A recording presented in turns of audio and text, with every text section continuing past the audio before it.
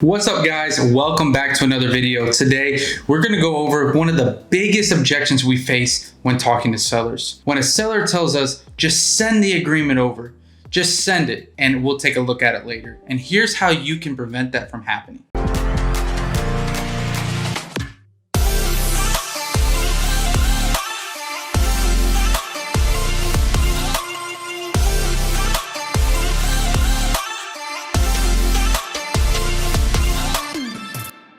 All right, guys, for you guys that do not know who I am, my name is Gino Palumbo, real estate investor here in Atlanta, Georgia. Now, getting into this video, we've all gotten this objection, right? We talk to the seller, we give them an offer, and then they tell us, look, just send over an agreement, right? They don't say they'll sign the agreement. They don't say what they're going to do. They just say, just send over the agreement. And that right there will cost you many deals if you just send that agreement to them. Because what they're going to do is take that agreement, shop it around, or they're just going to put that agreement in their inbox and just wait for a lot of offers to come, right? They might not even shop it where they tell the investor, but they'll just let it sit there and you'll never get a signature. So when a seller tells us that now, we specifically have ways we can handle it. One way is in the beginning of all of our acquisition calls or offer calls, we let the seller know, we ask the seller, are you going to be able to go over an agreement if we were to agree on price and terms today? Are you able to do that right now? And it's their job to get an answer out of the seller saying, yes, I'm in the position to go over an agreement now. So that's the first thing. We try to set that expectation up way in the beginning of the call. That way, there's no way the seller will be able to tell us, that they didn't know they needed to be available to go over an agreement right now. Because we talk to them beginning of the call. We make sure that they're in the position to be able to do that. If we hear them driving, they're not in the position to do that. We'll just wait for them to stop. Now, what if the scenario happens, which just did with one of our AMs the other day, is we ask those questions and the sellers say, yeah, I'm good. I'm in the position to go over an agreement. And then when we send them, we agree on a price with them, we tell them, hey, next steps to go over an agreement like we talked about. And they say, I can't do it. Just send it to me. Well, that happened to us. And so the seller obviously decided somewhere in that call that they were not in a position to go over an agreement. Now, what he says, I'm about to walk into work. Well, he should have already told us that, but that might be a legitimate excuse. Now, how we handled it is, hey, okay, well, usually when sellers tell me that, they're not really comfortable with our process. We'll literally mislabel that and say that. This guy said, no, I'm good with the price and the terms. I'm just literally about to go to work. So this guy in this instance was really probably telling the truth. He's about to walk into work.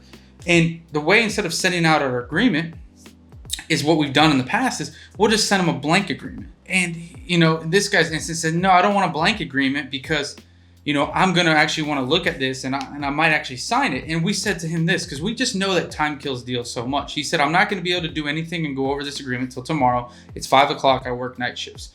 So what we said to him, and this is what I suggest you guys do as well, for someone that's really telling the truth, because usually when they tell you they can't go over the agreements because they didn't like the price or the terms. But for someone that's really telling the truth, like this guy in this case, he's really going into work, let's say. The way you can talk to him is saying, hey, look, all of our agreements, they expire in 2 hours.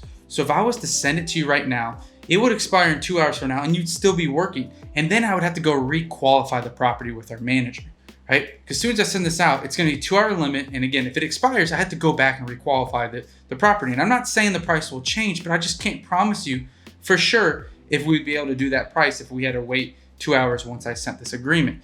So why don't we do this? I'll lock in the price now, right? I'll be able to tell my boss, I'll lock it in, and I'll tell him I'll send this agreement tomorrow morning to you. And that way that my boss doesn't think I've sent this agreement and that once it expires, he's going to make me go back to him. I'll just pretend that look, the price didn't change. I'll just pretend tomorrow morning that I'll send it to you for the first time, which I really will be sending to you tomorrow morning for the first time. And that way we can have 2 hours to go over there. And that way, as well as I don't have to go back and qualify the property with my manager. Does that seem like a better? And so it sounds like you're working for the seller. Hey, if I sent it now, it's gonna expire in 2 hours and you'll be working. So we'll have to go back to my finance guys and they're gonna re-qualify it and there's a chance that it might be lower.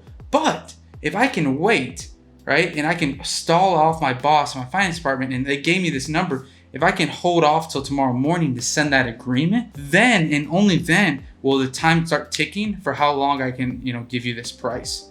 So why don't we just wait till the morning? That way we can have 2 hours going through this and we still have your price. Does that seem better? Seem fair? I think that would work better for you.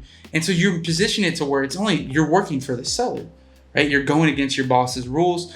You're going to lock in that price here, but you're not going to send the agreement, or else you would have to get it qualified by the manager if it expired. And so, hey, we're not going to do that, Mr. Seller. Well, let's just play around my boss.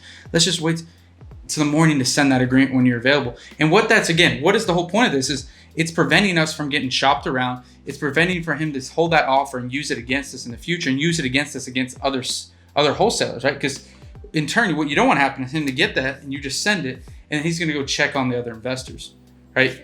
And so we do not want that to happen, right? Not at all. We don't want them to shop around the offer. And so we can suggest that, again, one last time, we can suggest that we just go over it in the morning. And that way it locks in your offer for 2 hours, and we can go through it then. Instead of now me sending it to you, it expires, you're going into work, you can't go over it in 2 hours, it expires, and we have to requalify, you don't get your price. So I hope that, guys, will help you in the future when you go over that objection. Thanks for watching. If gave you some value, leave some comment down below. Leave a comment, please, down below. Like, subscribe. And again, thanks for watching.